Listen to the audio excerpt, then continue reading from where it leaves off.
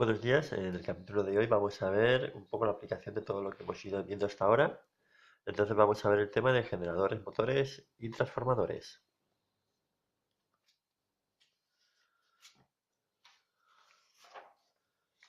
Generadores de corriente continua. Bueno, primero resumimos el principio de funcionamiento, aunque básicamente ya lo hemos visto.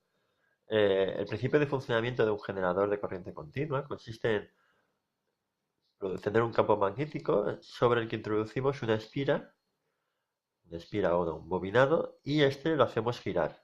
Entonces, al girar la espira dentro del campo magnético, se produce una fuerza electromotriz que empuja a los electrones, aparece una fuerza electromotriz que empuja a los electrones hacia uno de los terminales de la espira.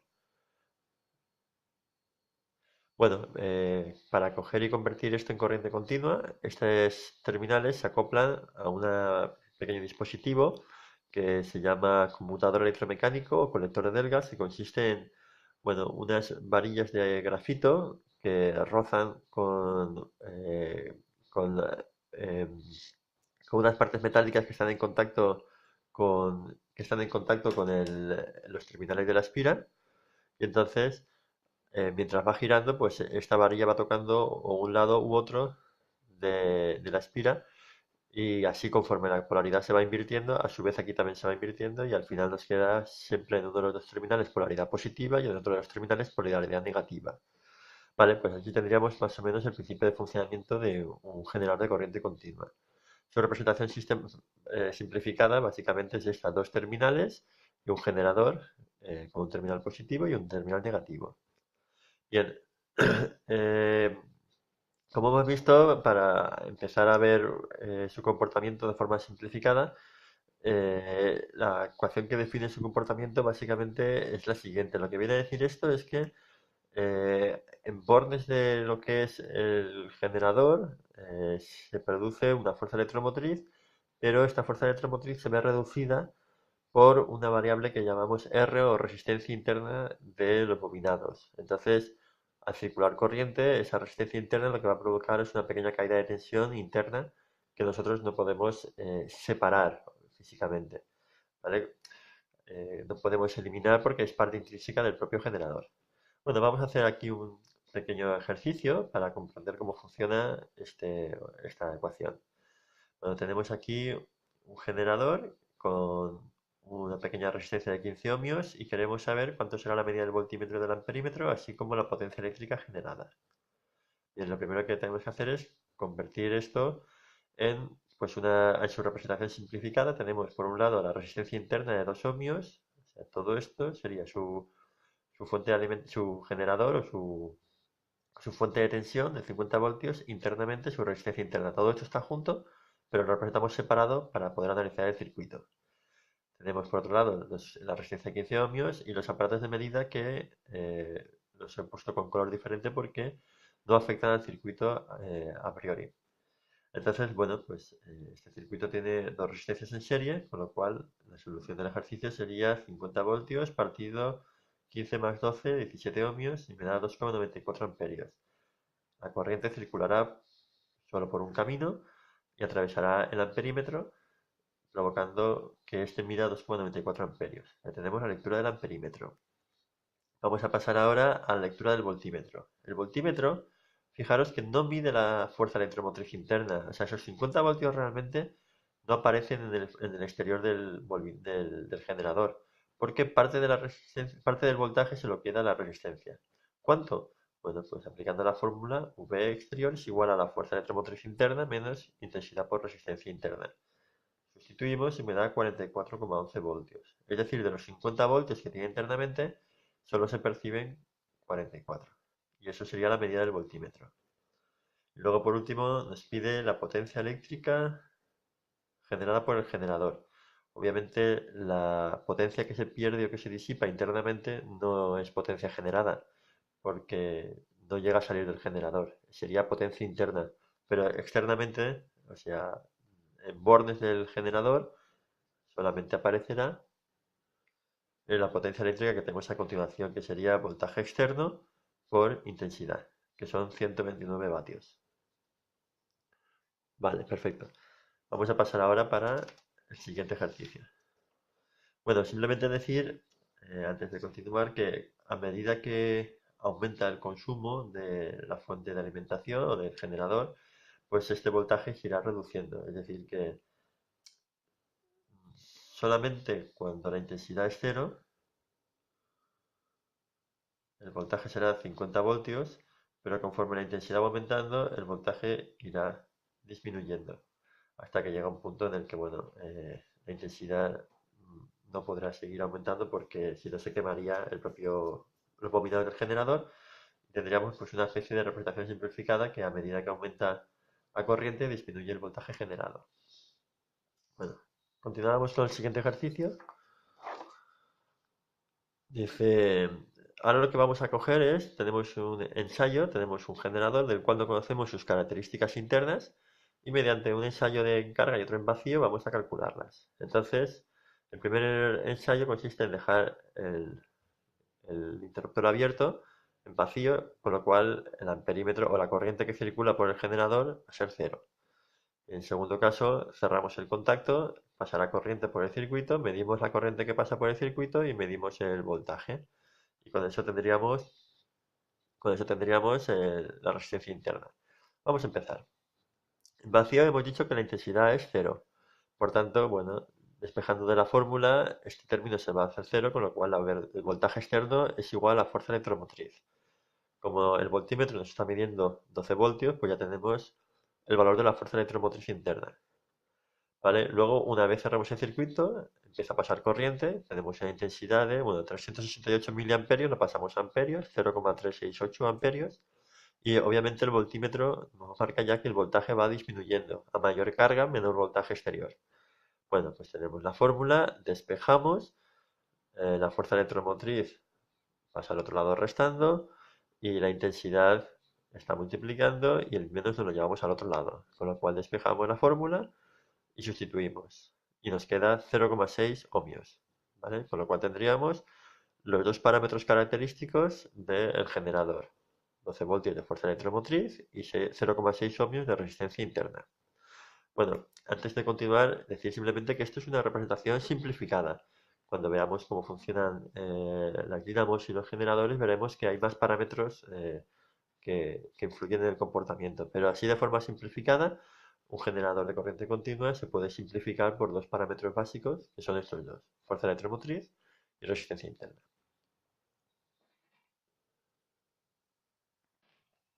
Bien, continuamos ahora con el capítulo de motores de corriente continua. Bien, el principio de funcionamiento de un motor de corriente continua lo tenemos a continuación. Es prácticamente lo mismo que un generador de corriente continua. Un campo magnético, introducimos una espira y ahora en vez de girarla para producir corriente, le metemos corriente y eso va a producir el giro. Entonces le aplicamos una diferencia de potencial que produce una corriente dentro y eso va a producir el giro de la espira. Bueno, en este caso he dibujado una espira exterior, bueno, un bobinado exterior que va a producir el campo magnético. Eso es lo habitual, utilizar electroimanes para producir la excitación y otro bobinado o otra espira dentro que gira. Entonces, por eso en los motores hablamos de una parte quieta o un bobinado que está quieto, que es el estator, y un bobinado que está moviéndose, que es el rotor. Uno es el que induce el campo magnético y otro el que es inducido. Bobinado exterior y bobinado interior, bobinado inductor y bobinado inducido. Bueno, para que veáis un poquito cómo es físicamente. Bueno, esto es un motor universal, pero el comportamiento es muy parecido, como si fuera un motor de corriente continua. Entonces tenemos por un lado los electroimanes que provocan un campo magnético en su interior. Fijaros que el campo magnético lo atraviesa y luego vuelve por la parte de atrás, vuelve por el hierro. ¿Vale? Si lo representamos esquemáticamente, aquí tendríamos los bobinados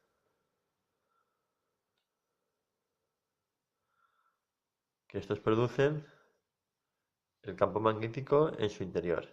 Y este campo magnético, una vez ha cruzado el espacio de dentro, vuelve por la parte de fuera, haciendo uso del recorrido que tenemos con material ferromagnético.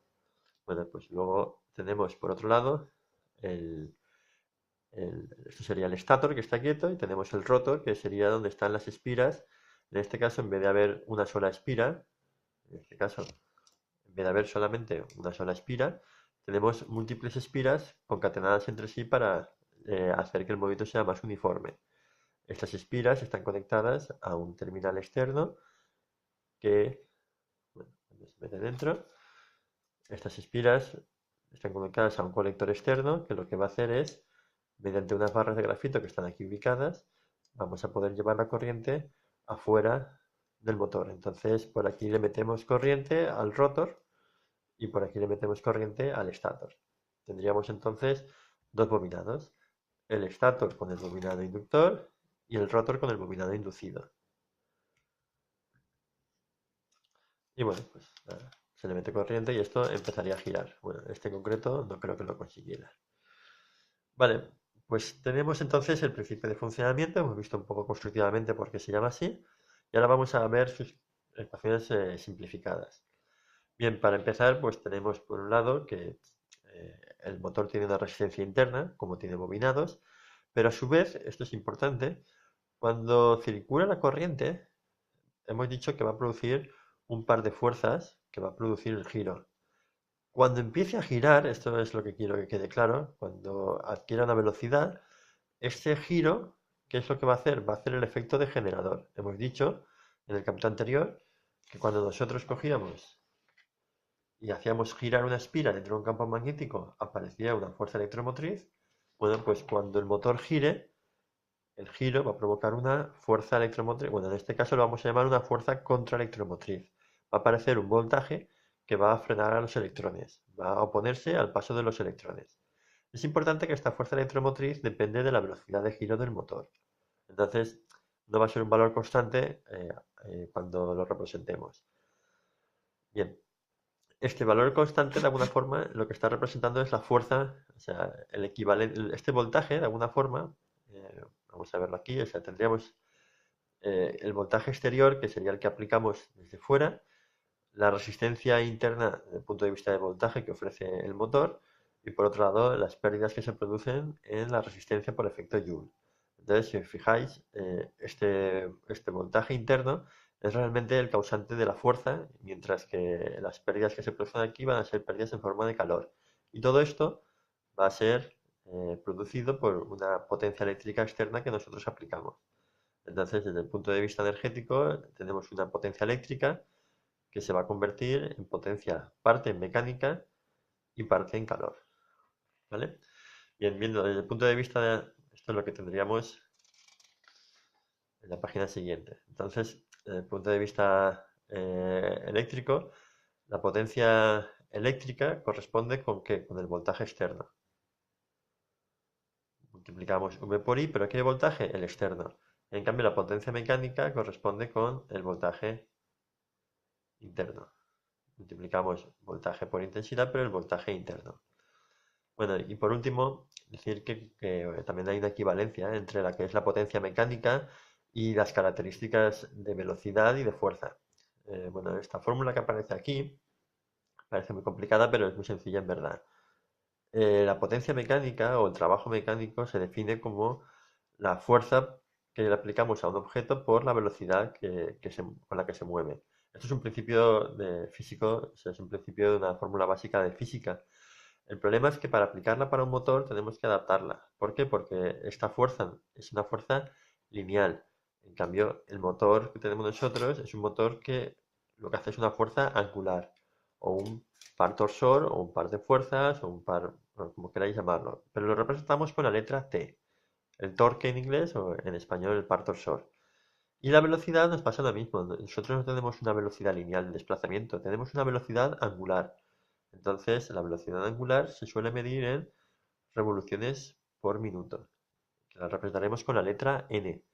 Y para que esta fórmula ya tenga correspondencia con el Sistema Internacional de Medidas, es decir, que aquí tengamos vatios, aquí revoluciones por minuto, y aquí tengamos newtons por metro, hay que aplicar este factor de conversión 2pi partido 60 para convertir las revoluciones por minuto en radianes. Bueno, a nosotros eso nos da igual, nos aplicamos directamente la fórmula y tendríamos el resultado. Vamos a ver un ejemplo que es como queda todo mucho más claro. Ejercicio. Dice, tenemos un motor que en su placa de características pone 230 voltios y 2 caballos. Y cuando trabaja a plena potencia consume 8 amperios. Muy bien. O sea que cuando consume 8 amperios produce 2 caballos de potencia. Los caballos, bueno, lo hemos visto antes, pero un caballo y un vatio son medidas de potencia equivalentes, son medidas equivalentes, son de potencia. Los vatios se pueden utilizar para muchos tipos de energía. Los caballos de vapor realmente solo se utilizan para potencia mecánica. Bueno, la equivalencia es un caballo 0,65 kilovatios, con lo cual multiplicamos y nos sale que 2 caballos son 1,5 kilovatios o 1500 vatios. Y esto es siempre potencia mecánica. La potencia que aparece en las características de un motor siempre se refiere a la mecánica. Sin embargo, bueno, vamos a hacer la primera parte y dice calcula la potencia eléctrica consumida. La potencia eléctrica, bueno, tenemos 230 voltios, 8 amperios, multiplicamos y me sale 1840. Fíjese que eh, el motor realmente es una máquina que convierte energía. ¿Qué tipo de energía? Coge energía eléctrica, energía de la red eléctrica, en este caso 1840 vatios, y convierte en energía mecánica, en este caso 1500 vatios. Fijaros que la potencia mecánica nunca puede ser superior a la eléctrica. Eso significaría que tendría un rendimiento de más de un 100%. Y hay parte de esa energía que se pierde, que son las de pérdidas. En concreto, ¿cuánto serían las energías de pérdidas? Bueno, 1840 menos 1500, 340 vatios de pérdida se produciría en el motor. ¿Vale? Bueno, esto es para que entendáis intuitivamente cómo funciona las transformaciones energéticas dentro de una máquina eléctrica. Bien, dice compararla con la potencia mecánica desarrollada, la acabamos de realizar. Bien, obtener el valor de la fuerza contra-electromotriz. Bueno, pues a partir de estos datos podemos ver que nosotros le estamos aplicando 230 voltios externamente, pero internamente, ¿cuánto de eso se convierte en movimiento? ¿Cuánto de eso es fuerza que tenemos que aplicar? Bueno, pues como tenemos la potencia mecánica y tenemos la intensidad, podemos despejar de la ecuación. Pasamos la intensidad al otro lado dividiendo y dividimos 1500 entre la intensidad que son 8 amperios y me sale 187,5 voltios. Fijaros que es menor que los 230 voltios externos. ¿Vale? Esto es la parte que se convierte en fuerza y el resto pues será pérdidas que se producen en el interior del motor eléctrico. Y por último, calcula la fuerza que se ejerce el motor a plena potencia si gira 1500 revoluciones por minuto. Bien, tenemos la última fórmula. Potencia mecánica es igual a par torsor por 2 por pi partido 60 por las revoluciones por minuto o la velocidad angular. Aquí lo que hacemos es llevar todo esto al otro lado despejando y sustituimos. Y bueno, operando con la calculadora me sale que el par torsor, la T, que es lo que me están preguntando, la fuerza, es de 9,55 newtons metros. ¿Vale? Eso es el par motor de dicho motor, o la fuerza que va a producir dicho motor. Bueno, y para acabar con el tema de hoy, vamos a hablar sobre los transformadores. ¿Qué es un transformador? Bueno, aquí tenemos un ejemplo de un transformador. Es una máquina eléctrica que va a convertir, en este caso, por ejemplo, de 220 voltios en 24 o 12 voltios. O sea, lo que estamos haciendo es cambiar corriente alterna de un voltaje a otro voltaje, básicamente. Bueno, ¿cómo funciona por dentro un transformador? Un transformador, tenemos aquí una representación esquematizada en la que tenemos aquí un núcleo de un material ferromagnético, un núcleo de hierro, básicamente, al que le hemos colocado aquí una bobina y aquí otra bobina. Pues bien, ¿qué va a pasar? Que cuando por aquí circule corriente, va a producir un flujo magnético. Y el flujo magnético que atraviesa esta bobina, pues como va a continuar un camino cerrado y va a volver a la bobina por el otro lado, va a atravesar también la otra bobina. Es decir, que el flujo que atraviesa esta bobina y la que atraviesa esta va a ser el mismo. Bien, pues aunque constructivamente lo representamos siempre de esta forma, como un núcleo de hierro con dos bobinados, a este le llamamos primario y a este secundario, primario y secundario. En la práctica, la forma constructiva que tienen los transformadores, pues no es esta. Los transformadores normalmente lo que hacen es tener un núcleo central donde ahí dentro de ese núcleo, bueno, tenemos un núcleo central y dos columnas laterales. Tenemos la columna central que suele ser el doble de grande que las laterales. Y aquí es donde le colocamos un bobinado y encima de este bobinado otro bobinado más. Es decir que los dos bobinados están uno superpuesto sobre el otro. Vamos a mirar aquí. Aquí tenemos un ejemplo de un transformador.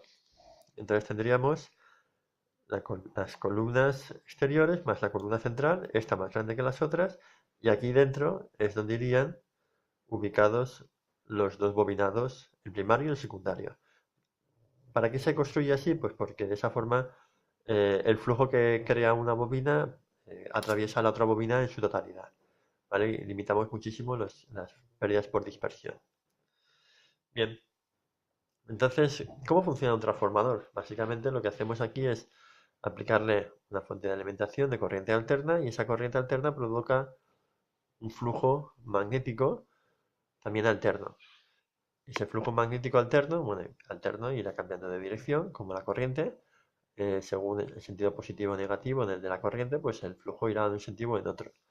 Entonces, ¿qué es lo que nos encontramos? Nos encontramos con un flujo magnético que atraviesa una espira, pero que va cambiando. A veces es positivo, a veces es negativo. Entonces, bueno, vamos a recurrir a uno de los conceptos que hemos visto hace poco. Faraday decía que en un embobinado, la fuerza electromotriz que se induce depende de la variación del flujo. Entonces, si le aplicamos un flujo que va variando, pues aquí lo que va a producirse es una fuerza electromotriz o una inducción de voltaje debido justamente a eso, a que estamos aplicando una variación de flujo. Ponemos aquí una N indicando, el negativo indicando que se opone al efecto, pero la N indica el número de espiras. A mayor número de espiras, mayor cantidad de voltaje se va a producir. Pues bien, basándonos en la fórmula de Faraday, podemos ver que el voltaje que habrá en el primer bobinado depende del número de espiras del primer bobinado y el flujo, y el voltaje del segundo bobinado depende del número de espiras del segundo bobinado y el flujo. Como el flujo es el mismo en ambos casos, porque solamente hay un núcleo, deducimos la expresión de que V1 partido V2 es igual a N1 partido N2 igual a M. A M le vamos a llamar la relación de transformación. N1 es el número de espiras que tiene el primer bobinado, el arrollamiento primario, y N2 es secundario. Y eso nos va a dar la relación de transformación, o sea, la relación en la que se va a convertir el voltaje. Es decir, si yo por aquí, ejemplo, le pongo 100 vueltas, aquí le pongo, vamos a ponerle 20 vueltas, ¿vale? Hago un bobinado que tiene aquí 100 vueltas y aquí 20 vueltas. Bueno, pues si aquí pongo 100 voltios, aquí aparecerán 20 voltios. Si aquí pongo 200 voltios, pues aquí aparecerán 40 voltios, ¿vale? Y así sucesivamente. Básicamente existe una relación una relación o una proporcionalidad entre el primario y el secundario, tanto que es equivalente tanto en voltaje como en número de espiras, ¿vale? Y ya está, eso básicamente es el principio básico de un funcionamiento de un transformador. Bueno, hay que decir que como no se pierde energía, vamos, bueno, sí que se pierde en verdad, los transformadores reales sí que tienen pérdidas debido a calor y todo eso, pero si el transformador, bueno, los transformadores tienen unas pérdidas muy pequeñas, a lo mejor un 1%, un 2, un 3%, no muy grandes. Despreciando esas pérdidas, entonces podemos deducir, no lo vamos a hacer aquí, pero es muy sencillo, que bueno, pues que si disminuye el voltaje, pero la potencia es la misma, es decir, si la potencia que se transmite por aquí llega una cantidad de potencia eléctrica y por aquí se va la misma potencia eléctrica que ha llegado, bueno, pues si el voltaje ha aumentado y la potencia es la misma, pues la intensidad tiene que disminuir, básicamente. Es decir que cuando nos encontramos con que el voltaje disminuye, la corriente aumenta. Es decir, que si aquí, por ejemplo, llega un amperio, bueno, pues aquí saldrán 5 amperios. En la misma relación en la que se disminuye el voltaje, aumenta la corriente, ¿vale? O sea que hablamos de transformadores que hacen, que modifican el voltaje, pero a su vez también, siempre modifican la corriente. A mayor voltaje, menor intensidad. ¿Vale? Bueno, hablaríamos de un transformador reductor cuando reducimos el voltaje o un transformador elevador cuando lo aumentamos. De todas maneras, también, bueno, esto es un poquito... todos los transformadores son reversibles, es decir, que aquí, por ejemplo, tenemos un transformador que convierte de 220 voltios a 24. Entonces, si yo aquí le pongo 220 voltios, aquí aparecerán 24, pero de forma similar, si yo aquí tengo una fuente de alimentación de 24 voltios, aquí aparecerán 220. ¿Ese transformador que es reductor o elevador? Bueno, pues depende de cómo lo conectes. En principio está preparado este para convertir de 220 a 24 y por eso se llamaría transformador reductor. Pero bueno, nunca nos olvidemos que son reversibles. Y por último, bueno, aquí tenemos algunas de las representaciones que podemos utilizar de un transformador. Vamos a pasar a hacer los ejercicios y lo entenderemos mejor. Ejercicio número 1. Sea un transformador monofásico ideal, el bobinado primario tiene 35 espiras y el secundario 78. Lo dibujamos aquí, 35 espiras y 78. ¿Qué relación de transformación tiene el transformador? Pues aplicamos la fórmula, dividimos 35 entre 78, 0,044. Como el número es menor que 1, es un transformador que es elevador. O bueno, si lo queréis ver por el número de espiras, llega a 35 y sale en 78, pues evidentemente el voltaje va a aumentar. Es un transformador elevador. Si le aplicamos 230 voltios al primario, ¿cuánto saldrá en el secundario? Bueno, aplicamos la proporcionalidad o la fórmula como queramos y veremos que entran 230 y salen 512. La tensión en el secundario, el voltaje que aparece en el secundario es de 512 voltios.